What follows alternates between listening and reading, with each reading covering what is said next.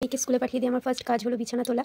তো আজকে উঠতে অনেকটাই লেট হয়ে গেছিলো, তো তার জন্য মেয়েকে আগে স্কুলে পাঠিয়ে দিলাম, তো তারপর বিছানা তুললাম। এমনি অন্য সময় আগে বিছানা তুলি তারপরই স্কুলে পাঠাই, তো অনেকটাই দেরি হয়ে গেছে।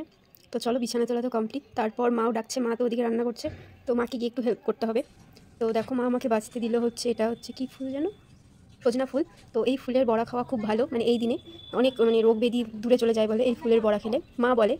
তো তো তারপর দেখো এখানে আজকে আমাদের রান্না হয়েছে মাছের ঝোল, যে আলু আর ডাঁটা দিয়ে রুই মাছের ঝোল, আর এখানে বেগুন ভাজা আর শাক ভাজা, আর আছে যেই ফুলটা তখন আমি মাকে বেছে দিলাম সেই ফুলের বড়া। তো রান্নাগুলো আমার মাই করেছে। আমার প্রতিদিন বলতে গেলে রান্নার ডিউটি পড়ে না, আমার মাই রান্না করে, যেহেতু আমার মা আমার সাথেই থাকে, তো তার জন্য মাই করে। মার শরীর খারাপ থাকে তখন আমি করি, কারণ মাও দেখে আমিও মেয়েকে নিয়ে সারাদিন ব্যস্ত থাকি, তো রান্নার খুব একটা ঝামেলা আমার উপরে আসে না। আর এদিকে দেখো এই গাছগুলোতে এখন ফুল ধরছে আস্তে আস্তে। এই গাছগুলো আমাদের কোয়ার্টারের, একটা খুলে গেল। আর এদিকে দেখো জবা ফুলের গাছও আছে, ঠিক নাম জানি না কি জবা, যে দেখো। আর এরকম করো না, আমি প্রতিদিনই দেখি 4-5টা করে থাকে, কিন্তু ফুল দেখি না। সত্যি কথা বলতে আমার ভেঙেই গেল, দেখো আকাম করে ফেললাম একটা। হ্যাঁ, যেটা বলছিলাম কি, মানে কড়া দেখতে পাই কিন্তু ফোটা ফুল পাই না, কারণ প্রতিদিন কেউ না কেউ ঢুকে ফুল চুরি করে নিয়ে চলে যায়।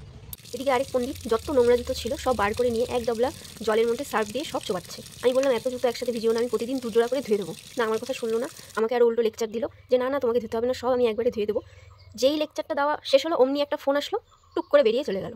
নাও, তারপরে আমি ধুলাম সব জুতো, তারপরে এই যে স্নান করলাম, এখন করবো পুজো। সব সময় এভাবে কাজ বাড়াতেই থাকে, কাজ বাড়ানো করার সময় লেকচার দেবে আমি করবো, তোমাকে ধরতে হবে না, কিন্তু সেই আমাকেই করতে হয়। তো যাই হোক, তারপর আজকাও স্কুল থেকে চলে আসলো, আর আজকাকে স্কুল থেকে নিয়ে আসলো ওর দাদুর কিন্তু এটা রোজকার ডিউটি। আমার মেয়ে তো আজকে ভীষণই খুশি, কারণ ওর স্কুলের আজকে গ্রুপ ফটো দিয়েছে প্রেপসি এর।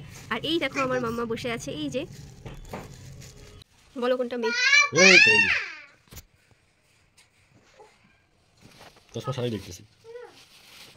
যতই চশমা না পড়ো, বাবা আবার মেয়েকে চিনবে না, এটা হতেই পারে না।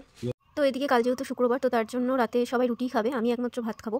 তো রুটি দিয়ে খাওয়ার জন্য নিয়ে আসলো আজকে পাপা মাংস। তো আর এদিকে আজিকার জন্য নিয়ে আসলো ফল। তো আজিকা কিন্তু ফল খেতে মোটামুটি বেশ ভালোই বাসে। তো তারপর আজিকার পাপাকে মাংসটা ধুতে দিলাম, কারণ আমার আগেই স্নান টান হয়ে গেছে, পুজো হয়ে গেছে, তোমরা দেখতেই পেলে। তো আজিকার পাপার কিন্তু এখনও স্নান হয়নি, তো তার জন্য আজিকার পাপা স্নানের আগে মাংসটা আমাকে ধুয়ে দিল। তো তারপর আমি রান্না করলাম।